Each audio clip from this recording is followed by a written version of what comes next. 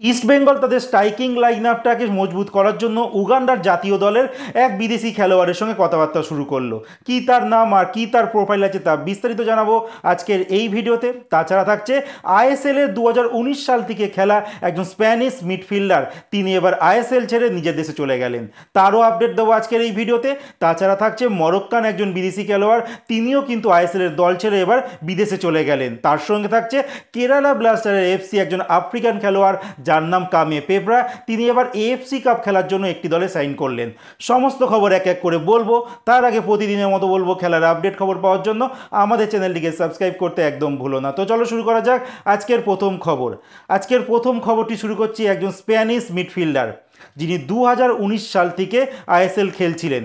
সবার প্রথম তিনি এটিকেতে খেলতেন, তারপর এটিকে মোহনবাগান, তারপর তিনি উড়িষ্যা এফসি, বেঙ্গালুরু এফসি, তারপর লাস্ট তিনি জামশেদপুর এফসিতে হয়ে খেলেছিলেন। এবার তিনি আইএসএল ছেড়ে কিন্তু নিজের দেশ স্পেনে চলে গেলেন। আর স্পেনের একটা 4th ডিভিশনের একটি ক্লাব আছে আরএসডি আলকালা, তো সেই ক্লাবে কিন্তু তিনি সাইন করে নিয়েছে। সেই খেলোয়াড়টির নাম হচ্ছে জাভি হার্নান্ডেজ। তিনি আইএসএলে এখনও অবধি 125টা প্লাস ম্যাচ খেলেছেন, প্রচুর গোল করেছে, প্রত্যেকটা টিমকে তিনি সাফল্য এনে দিয়েছেন। আর এই খেলোয়াড়টি কিন্তু আলটিমেট আইএসএল ছেড়ে নিজের দেশের 4th ডিভিশনের একটি ক্লাবে সাইন করে দিলেন। এরপরে যে আপডেটটি দেবো মোহাম্মদ আলী বেমারের কথা, যেই খেলোয়াড়টি নর্থ ইস্ট ইউনাইটেড এফসি একটা গুরুত্বপূর্ণ বিদেশি খেলোয়াড়। এই মরক্কান খেলোয়াড়ের সঙ্গে কিন্তু নর্থ ইস্ট ইউনাইটেড এফসি তারা চুক্তি শেষ করে ফেললো। 2023 সাল থেকে খেলছিলেন এই নর্থ ইস্ট ইউনাইটেড এফসির হয়ে, যেখানে 43টা ম্যাচ খেলেছেন আর 4খানা কিন্তু গোলও করেছেন এই বেমামার। এবার তিনি আইএসএল থেকে অন্য দেশে যেতে চলেছেন, বাট এই মুহূর্তে কোনো ক্লাবে তিনি এখনও অবধি সই করেননি, বাট আইএসএল এর কিন্তু কোনো ক্লাবে তিনি সই করছেন না, যা আপডেট বেরিয়ে আসছে। এরপরের যে আপডেটটি দিতে চলেছি, কেরালা ব্লাস্টার এফসির একজন ঘানার স্ট্রাইকার, লাস্ট 2 বছর ধরে খেলছিল 2023 সাল থেকে, যেই খেলোয়াড়টির নাম হচ্ছে কামে পেপরা। এই খেলোয়াড়টিও কিন্তু এবার কেরালা ব্লাস্টার এফসি ছেড়ে দিয়েছে। যিনি কেরালা ব্লাস্টার এফসির হয়ে 35টা ম্যাচ খেলেছিলেন, 8টা গোল করেছিলেন এই ঘানার স্ট্রাইকার। এইবার তিনি ইন্ডিয়া ছেড়ে তিনি কাম্বোডিয়ার প্রিমিয়ার লিগের চ্যাম্পিয়ন দল সেবে রিয়াং এফসিতে কিন্তু সাইন করে দিয়েছে, যেই ক্লাবটি কিন্তু এই বছর এএফসি চ্যালেঞ্জ লিগ খেলবে। তার জন্য এই খেলোয়াড়টিকে সেবে রিং এফসি কিন্তু তারা সাইন করে নিয়েছে। এবার দেখা যাক, আইএসএলে কিন্তু খুব একটা সাকসেস পায়নি এই ঘানার খেলোয়াড় কামে পেব্রা। এবার দেখা যাক কাম্বোডিয়াতে কি তিনি কেমন সাফল্য পায়। আর এই কাম্বোডিয়া তো এএফসি চ্যালেঞ্জ লিগ খেলবে, সেখানেও দেখার বিষয় সেখানে তিনি কেমন পারফরমেন্স করতে পারে। তো এর পরের যে আপডেটটি দিতে চলেছে সেটা হচ্ছে মোহামেডান স্পোর্টিংকে নিয়ে। এবার মোহামেডান স্পোর্টিং কিন্তু 3 নম্বর ফিফা রেজিস্ট্রেশন ম্যান খেলো। গতকালকে যা আপডেট বেরিয়ে আসছে, অ্যালেক্সিস গোমেস তার কিন্তু স্যালারি পেমেন্ট করেনি, আর তিনি যথারীতি ফিফাতে নালিশ করেছিলেন। আর ফিফা থেকে এই মরশুমে 3 নম্বর ব্যান কিন্তু এই মোহামেডান স্পোর্টিংকে দিয়ে দিল। এর আগে দুবার তারা ব্যান খেয়েছিল, একটা ব্যান উঠেছিল আর একটা চলছিল, মানে দ্বিতীয় ব্যানটা চলতে চলতে তৃতীয় ব্যানটাও কিন্তু এসে গেল মোহামেডান স্পোর্টিংয়ের জন্য। এবার দেখা যাক এই এতগুলো ব্যান থেকে কিভাবে তারা উঠে আসে। কোনো প্লেয়ারকে কিন্তু এই মুহূর্তে তারা সই করাতে পারবে না, এবার দেখার বিষয় কি করে তারা ওঠে। এরপরের যে আপডেট দেবো, ইস্ট বেঙ্গলে খেলে যাওয়া একজন বিদেশি খেলোয়াড়, একজন স্প্যানিশ স্ট্রাইকার সিবেরিও তোরো কথা, যিনি ইস্ট বেঙ্গলকে প্রচণ্ড পরিমাণে ভুগিয়েছিল, বাট জামশেদপুর এফসিতে যখন গিয়েছিলেন মোটের উপর একটা পারফরমেন্স করেছে।